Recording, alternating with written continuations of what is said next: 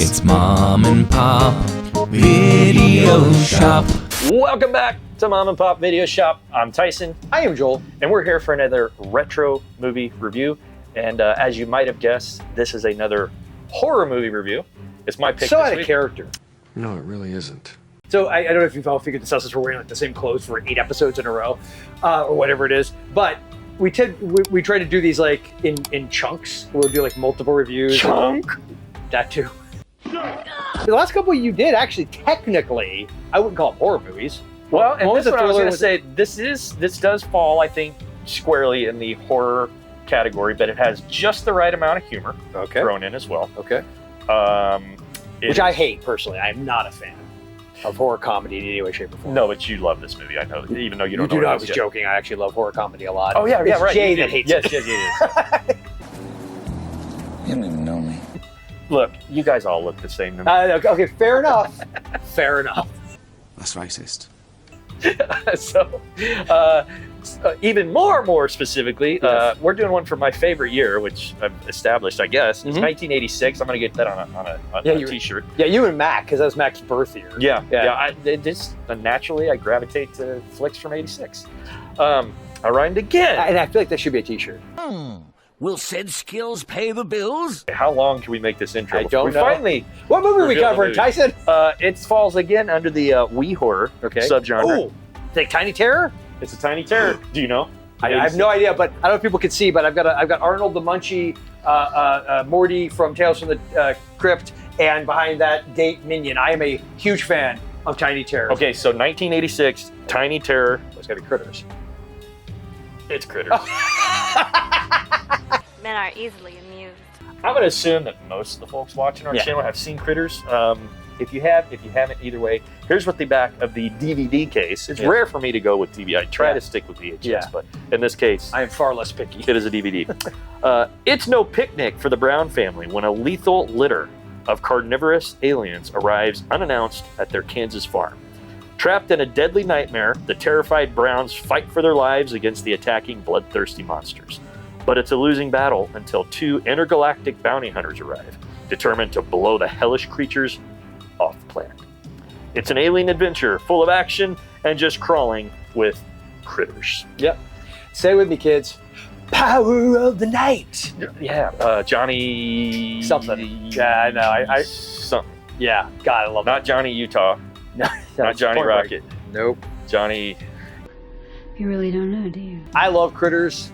Me too. Yeah, it's great. And It's not a Gremlins knockoff, because I've heard that script was written before Gremlins came out, and it just kind of was sitting around, and no one did. But when Gremlins comes out, they're like, "Hey-oh, that's a huge hit. Let's go ahead and finally produce it." But that movie existed as a script. Until you brought it up literally right now, I've never Because other than it being connected as a small, Gremlins because first off, knockoff. Gremlins are not aliens. At least it's never established that they are.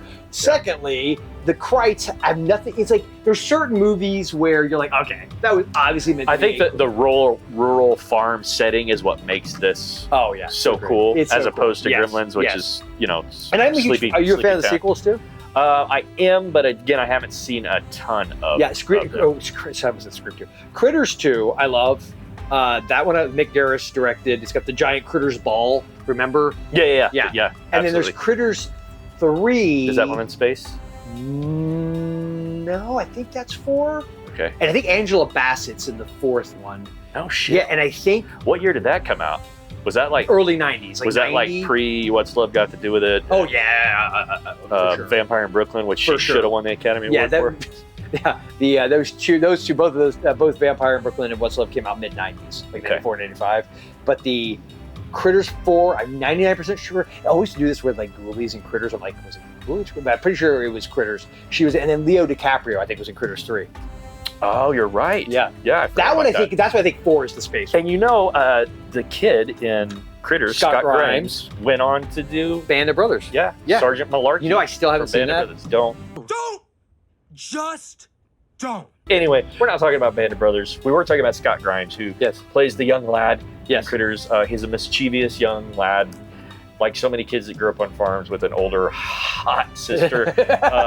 He really has nothing better to do but get into trouble, so he makes his own fireworks and slingshots. And his mom, equally as hot, Dee Wallace. Yep. MILF. Critters it's your typical alien invasion. It's a sci-fi horror. Nobody believes the young kid, of course. So he and I'm trying to be politically correct here, but you know where I'm going with this. The farmhand that people generally... He's a little on the slower side. They sell him short. He's a drinker too, right? I think he is. Yeah. It's sort of like the character in Leprechaun.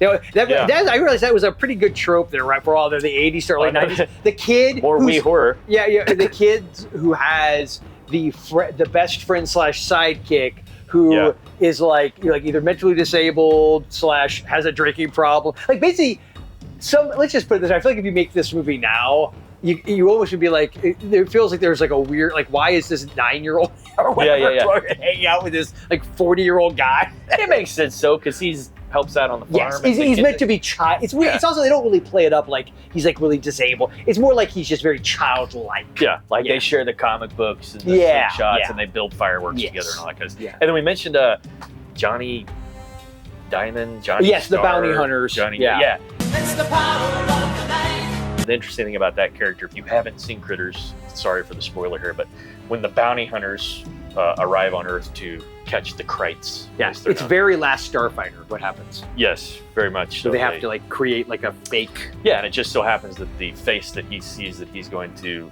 assimilate is this Johnny is a movie rock star. Or a music video Power of the night. Johnny... Make it come up Mnemonic. on the screen. It's going to drive me crazy. Make a thing. If only there was a thing we could do called post-production / editing where... It's going to show up right where here. It's like, these morons can't get this right. Johnny Utah, Johnny Diamond, Johnny Mnemonic. Star, Johnny... Oh, for the love of God. Anyway, what else would you say about Critters? It's just, it's a fun movie. I don't really... I mean... What do we call it? Gateway horror? Yes. I don't think there's... It's PG-13. It's PG-13. Yeah. I haven't seen it in a minute. There's some language and stuff. I mean... I don't know if there's a lot of F-bombs. No.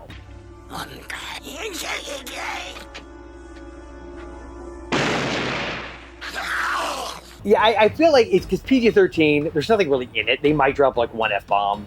Yeah, and even then, I don't think there's any nudity. No. For better or worse. No, there isn't. It's driving me crazy. I can't remember what that scene is. And even the gore is not... Nah. It's not overboard. No, but it is intense. Like I think if you had a little kid, like when the family's being attacked, it's pretty... I would say it's more intense than Gremlins. Though. Really? I think it's on par. It's on par. So look, if you haven't seen Critters and you're debating whether you want to watch this with the kiddos, if you'd watch Gremlins with them, I think you'd be fine. If that's for sure. Gremlins is fine, then this is fine. Yeah. Right. We're here for the Krites. Power of the night. It's the power of the night. So, Critters. Have you seen it? If you have, let us know. Rate it. Critters. I'll go 4 tapes on Critters. See, my knee-jerk reaction is say 5 tapes. I feel like I say that for everything. Yeah. Yeah, I'm gonna say 5 tapes. It's a 5 taper because I'd be willing to steal Critters. Maybe even Critters 2. Well, and I'll put it this way: back in the day, Critters is a kind of movie that I would. I'm gonna say 4 taper. I'm gonna say I wouldn't steal it, but I would rent it multiple times, and I'd be willing to pay. I think that's a good litmus thing for us. Like, is it so much? Because I really did that. Okay, in that case, I probably have to go back to several of those we've done. Yeah, but anyway, the past. Yes. The past. Yes. Rounds down range, stay down. Okay. Looking forward. Okay. Well, 4 tapes. 4 tapes. It is a 4 tape. Guys, thanks for stopping by the shop and hanging out while we discussed Critters and Krites and Johnny Utah, Johnny Mnemonic, Johnny whatever his name is. Maybe it'll pop up here again. I don't know. But until next time, remember it, Mom and Pops, our love of Cujo.